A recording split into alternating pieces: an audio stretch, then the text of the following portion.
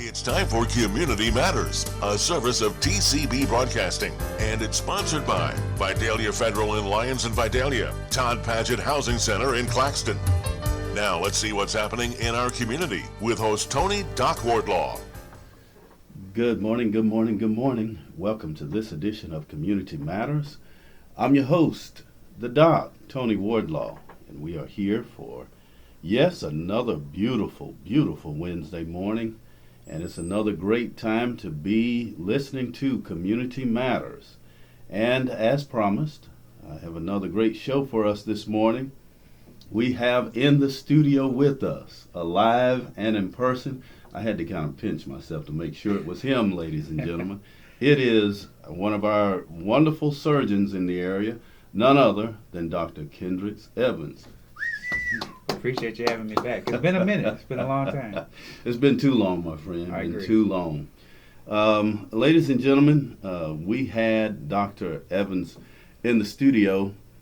It's been a little over a year and a half now. Somewhere around there, yeah. And he actually came in with Dr. Furlan, and we talked about the various surgical procedures and really gave the audience and our listeners an opportunity to get to meet the surgeons alive and in person, and just wanted to have you back in here. It's kind of special to me because this month happens to be Black History Month, and we're concluding it this Wednesday. Okay. And so I wanted to kind of highlight you and also give our listeners an update on what's happening at the hospital.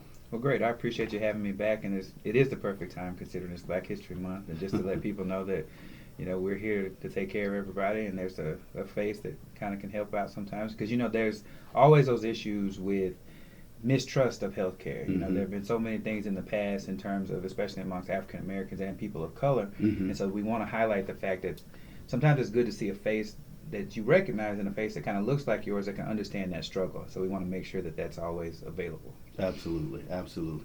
Now, we're not going to hold it against him, ladies and gentlemen. He is he's not a Georgia Bulldog. Roll Tide. But he hails from what city? I'm from Thomasville, Alabama. Thomasville, Alabama. All right. Okay, by way of, because you have some ties to Mississippi now, right? Right. So I was living in Mississippi, and technically I still kind of travel back and forth, so I have a home in Hernando, Mississippi. Okay, okay. Y'all, he's all turned around. I'm everywhere.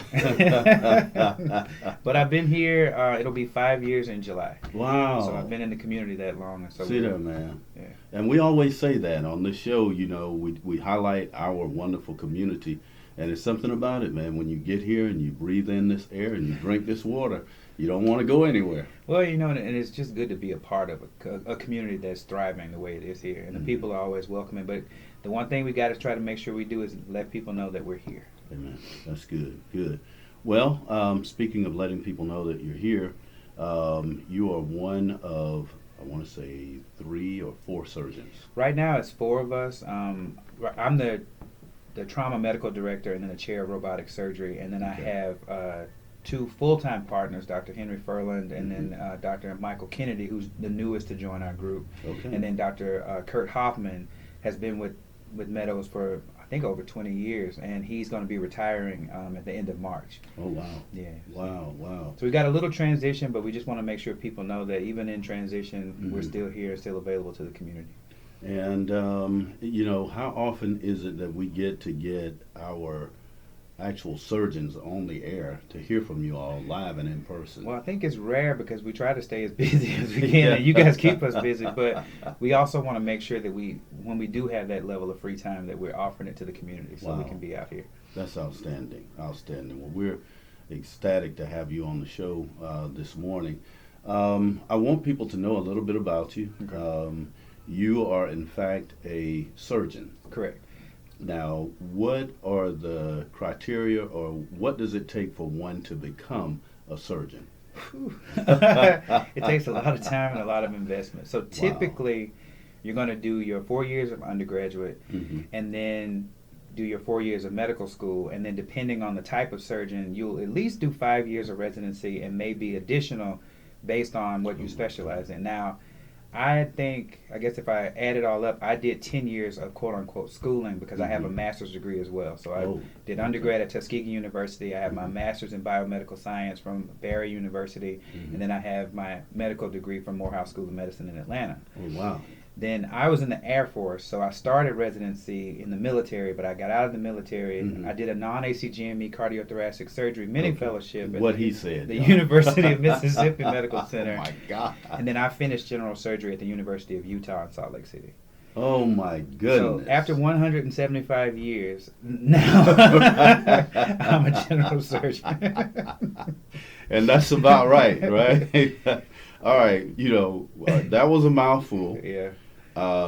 Let me just kind of start where I can kind of pick up. Okay. Because I want to make sure we map through this. So you did 10 years of just schooling. That is undergrad, master's, and medical school.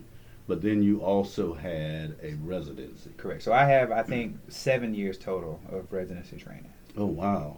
Now, during your residency, you are, in fact, a doctor. Correct. So once you graduate medical school, you are a doctor. So you're a doctor whomever. Now, you're just not in your specialty with the ability to practice with, by yourself. But yeah, you are a physician at that point once you graduate from medical school.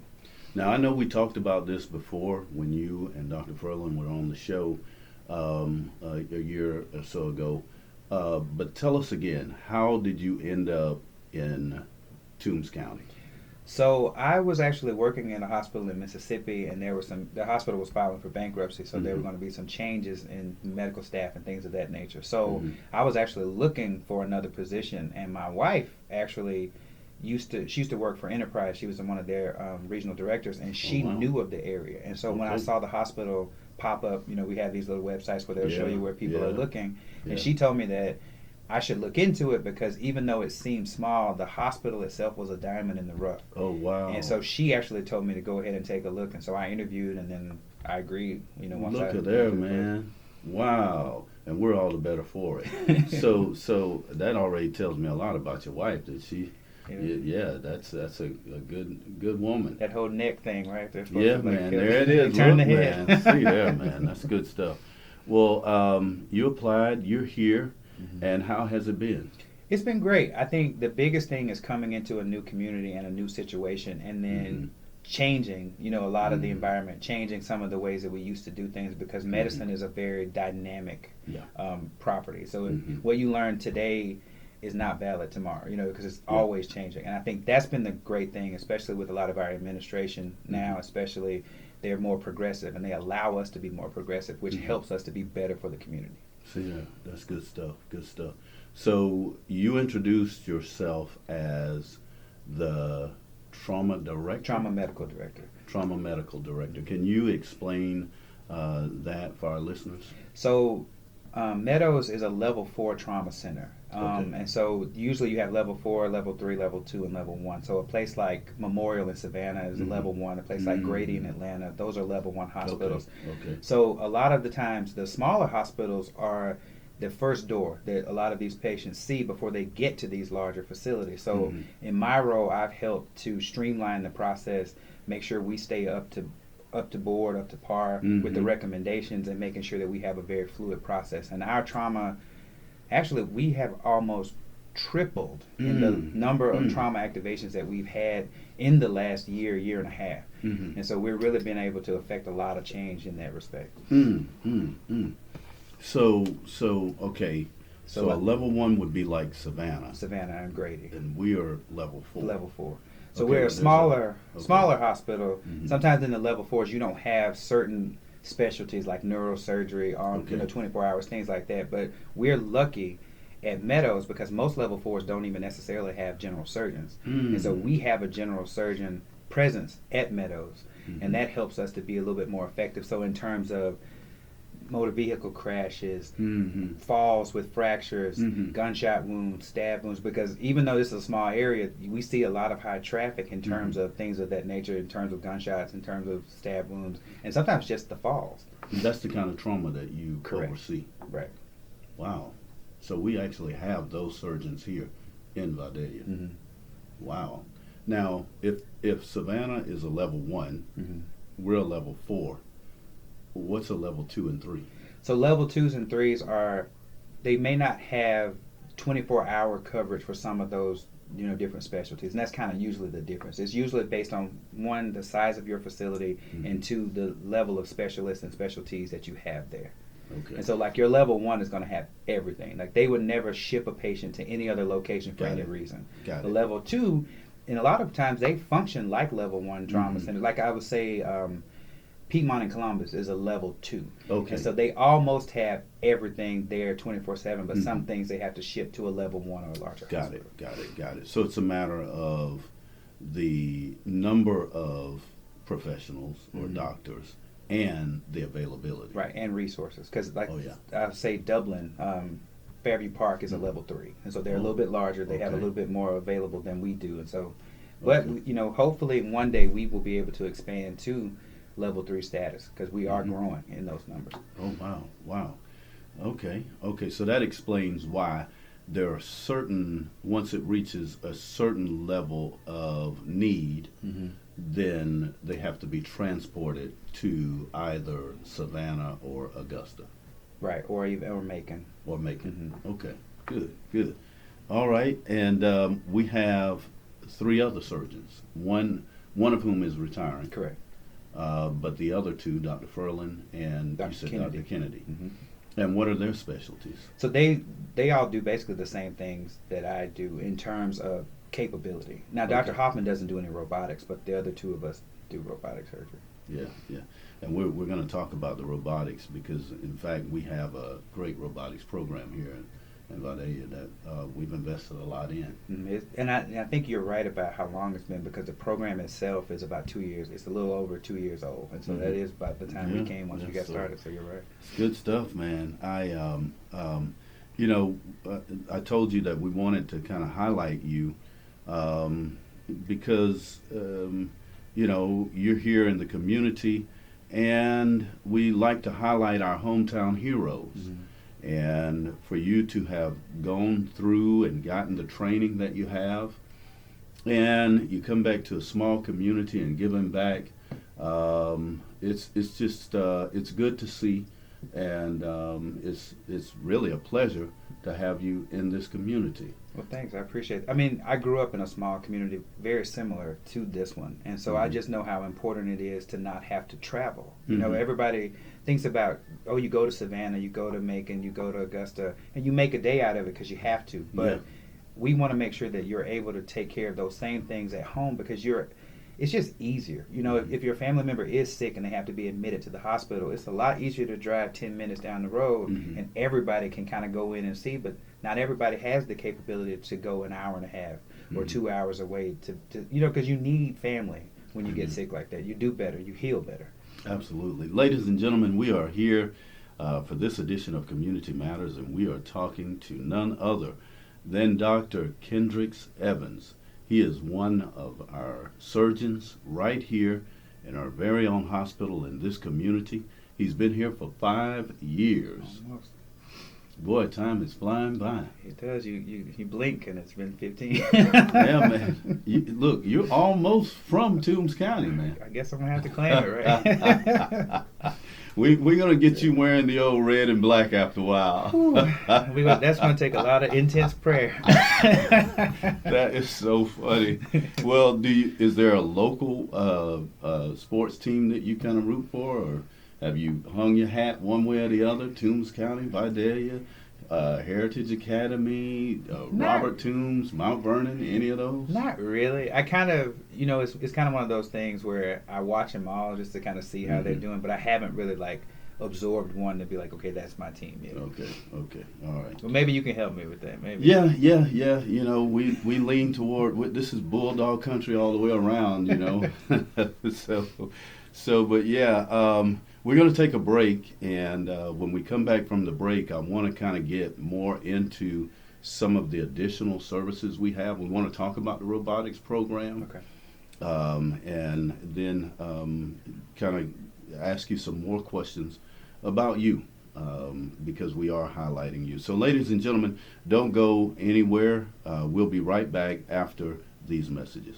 Smarter, not harder. Here at Vidalia Federal, we are all about that phrase as we strive to make your life easier. No more drowning in paperwork or being interrogated over the idea of buying a house. Getting a home loan should be an enjoyable, simple process, not a daunting task. This is Julia McKenzie with Vidalia Federal Savings Bank, and I am here to make the mortgage process easy and simple. Come see me at the Vidalia branch on Jackson Street to talk about your next home purchase or refinance. I look forward to serving you. Member FDIC, Equal Housing Lender. Celebrate good times. Come on. Happy New Year, South Georgia. This is Anthony J. with Todd Paget Housing Center, inviting you to come celebrate with us on our huge home inventory. That's right. We have a home for every budget with our wide selection of houses. So don't settle for a home from another dealership because they don't have a large selection to choose from. Come celebrate picking out your dream home at Todd Paget Housing Center, and let's have a good time. Come on. Todd Paget Housing Center, setting a new standard in the manufactured home industry this year and every year.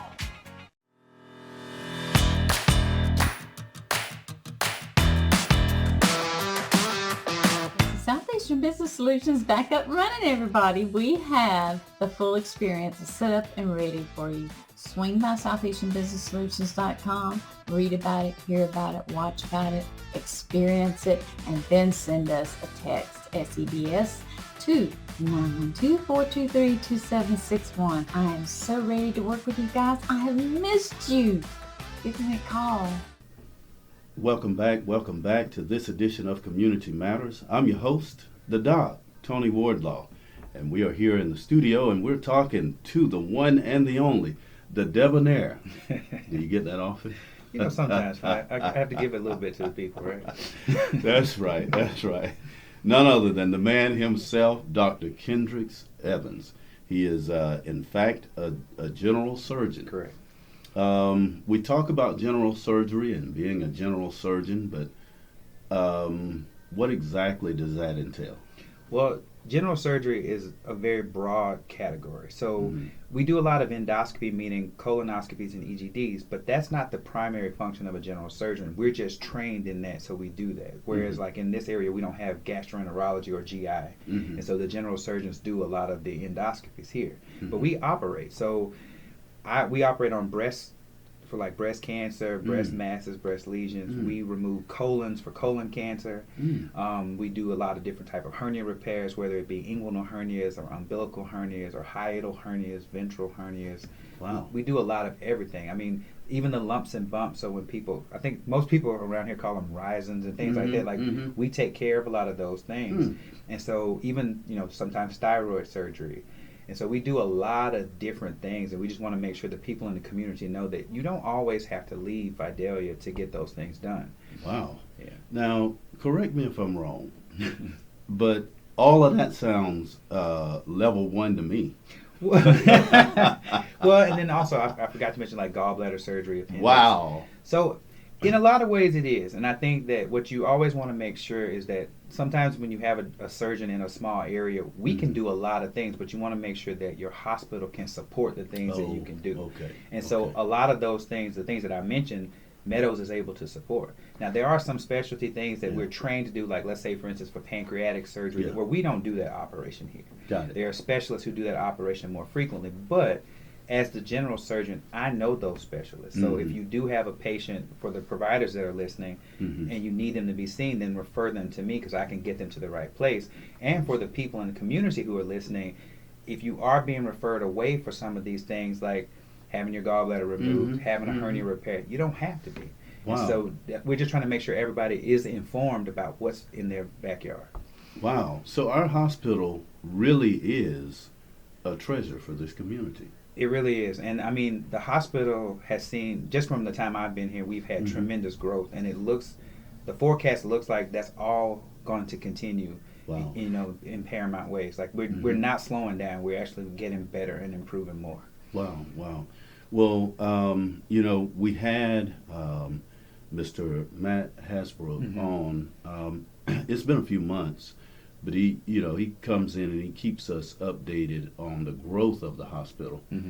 But now we're actually getting to get it from one of the surgeons. And since you've been there, how has your experience been in terms of the forecast for the hospital? Well, I think even in terms of just one of the other things that I do is with robotic surgery. Mhm. You know, when I first got here, we discussed it, but we weren't necessarily sure it was going to Yeah, come. But yeah. then with the new regime change Mhm. and HCA being as progressive as they are, then that became something that was on the table. So Mhm. now I feel like the things that we thought, well, we might do it or we might not do it. Mhm. That whole we might is not even the conversation. It's when are we doing it? That's all We're right. doing That's it, outstanding. and so that's what we're seeing now. That is outstanding. That is outstanding. And so we now do robotics. We do. We've been doing robotics. January the 11th was 2 years that our program has been up and running. You know, my daughter she's aspiring to become a surgeon, and she was blessed to be able to shadow you. And she talked about how you weren't even necessarily in the room with the patient, and you were just sitting there working. Well, the way it works is that, so many people know about laparoscopic surgery. So that's Mhm. the kind of surgery with the camera. Got it. Well, robotics is the next advancement in laparoscopic surgery. So Mhm. what we're able to do is where we make smaller incisions and we put what we call trocars, which are these little devices in where we attach the robotic arms to. Mhm. And then once I help attach those arms, I go right next to the patient in the same room, but right next to them. Okay. And I'm on the console. And the console kind of looks like a cockpit. It's very much like, Right, that's what she's yeah, talking it's about. it's it's very flight simulator. You know, it's kind of one of those scenarios. Really? It's kind of what it looks like. Yeah. Is this like playing video games or something? You know, you would think, you used to hear all that stuff. The video games are ruining your brain, but it actually is very much like a video game. Outstanding, Yeah. man. This is incredible. Mhm. And we have that capability. We do, and we're adding to it every day. To be honest, that program, it's kind of my baby, and I'm Mhm. so proud of the work that we've been able to do and the team that we've been able to build around it. Mhm. And so, we're one of the most productive hospitals in our division, especially Mhm. based on our size. So we're really doing a lot with that program. Well, how does it equate to saving lives to have this kind of technology?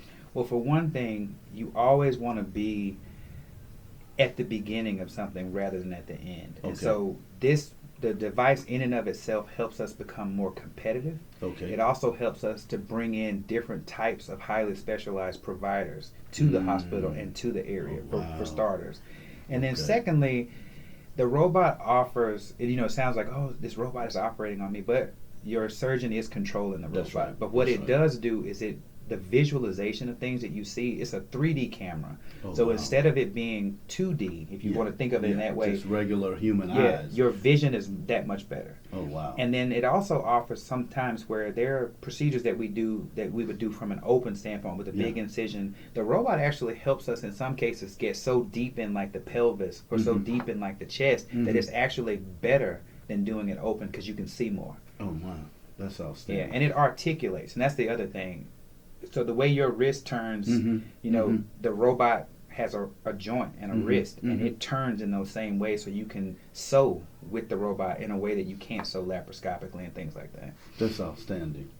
Yeah. And see, this is why we do this show, ladies and gentlemen, so that you can actually gain an understanding, firsthand understanding of exactly, what it is our surgeons do and how it is. I mean, it's incredible and it's beneficial to us. So this is why we do this show. And thank you. We have listening.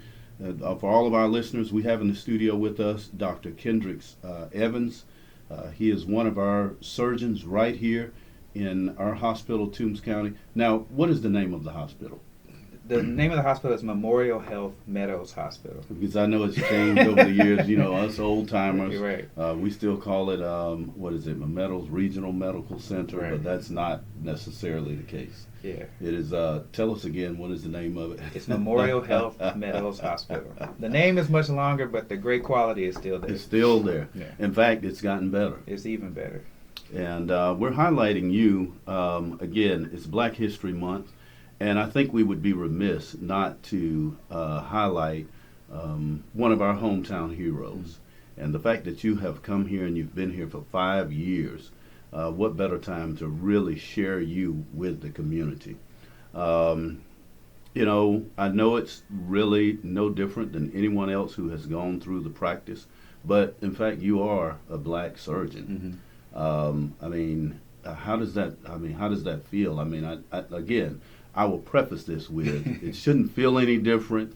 We're all should unified and should be one, but it is Black History Month, so I want to ask you that question.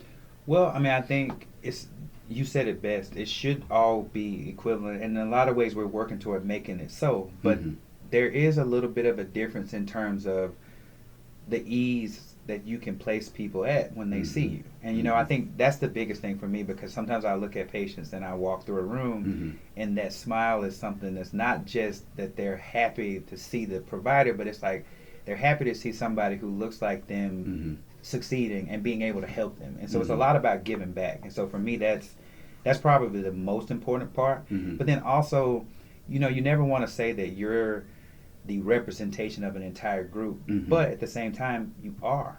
And so I know I'm a beacon for young black men, young men of color, young women that are black, young women of color, and then just people in general. But so you have to hold that and understand, I guess with great power comes great responsibility. And so I know that that's important. And so that kind of always drives me, because I do, even in my own family, I'm the first of my siblings to graduate from college and go forward. So it's like, I know what that's like.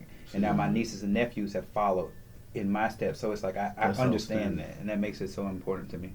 And see, that's why we're highlighting you, because, we tell our listeners that even though you're from a small town community, you really can achieve anything if you work hard. And you got to put in the work, and I'm sure you had some prayer in there. Yes, and then I think one other key important thing that sometimes people forget is that it's important to be able to see a reflection of yourself in other people and other things. And so it helps you to know that you can accomplish something when you see somebody who looks like you doing it. And that's so important to me. Absolutely, absolutely. Good.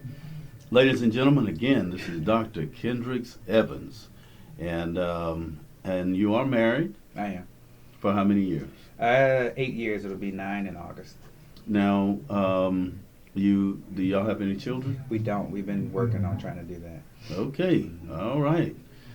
We got to say a special prayer for him, y'all. Do you have a preference on which comes first, a boy or a girl? I think as a man, you always want a boy first. You I think you boy, just do, huh? but at this point, I'm like, we'd be blessed with whichever one. Right. That's good stuff, man. Let's see. So I'm still kind of stuck on this Alabama thing. Let's go. Let's talk about it. No. we're in transition right now, but the foundation is still there. Yes, good stuff. Good stuff. Y'all are often on call. Yes, we are. We are on call quite a bit. But it's kind of a part of what you go into, so you know the beast that you're getting into. How many hours a week do you normally work? It depends, because it depends on how much call you take in the week. So I would say we're anywhere between 80 to 120 hours a week, depending on what's going on. Wow, it's a lot of work. We see these doctor shows on TVs and these sitcoms and series. Right. Some of that stuff is legitimate, huh? Well, I think some of it is. I think it's funny though, because people, like, sometimes when I go before my operation, they're like, did you rest well? I'm like, did I? But no, we do spend a lot of hours, but it's just like shift work, for certain workers, or it's plant workers, you get used to it, and so you get in that routine of how to function in those cases. But then we also have things in place to where if we are too tired, then you don't go into those situations. So we want to make sure safety comes first. Excellent. Well, any shout outs to any of the rest of the staff or anybody that you want to give?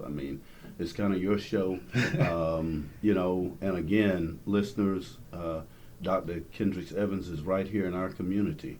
And you want to share any shout outs to any of the staff or any of your staff in particular? Well, you know what? I think there are 2 young ladies who have helped us work on the side of being the assistants and helping us with the robotics program, and that's Alexis Richardson and Amy Wells. And what we do with that robot, we could not do without the two of them. Wow.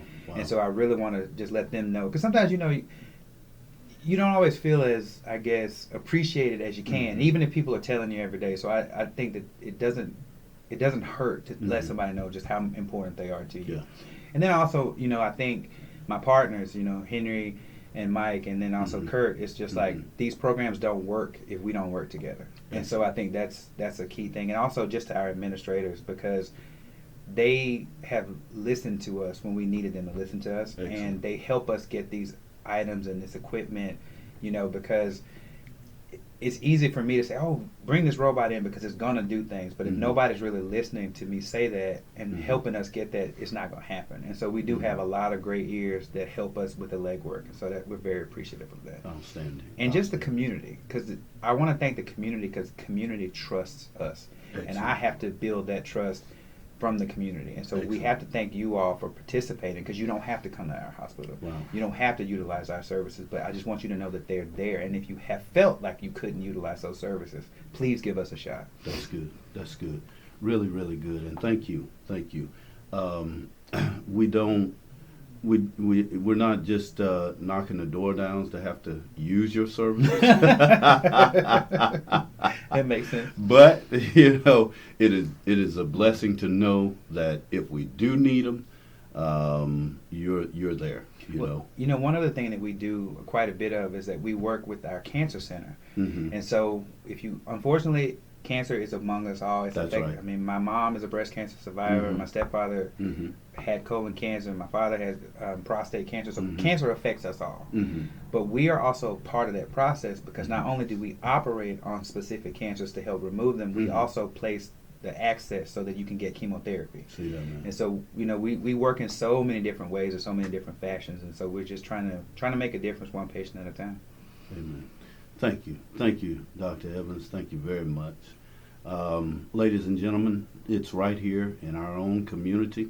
This is one of the hidden heroes, and we're highlighting you on our website, Dr. Kendrix Evans. Please go to our website, tcbbroadcasting.com. That's tcbbroadcasting.com, and you can see this show actually archived.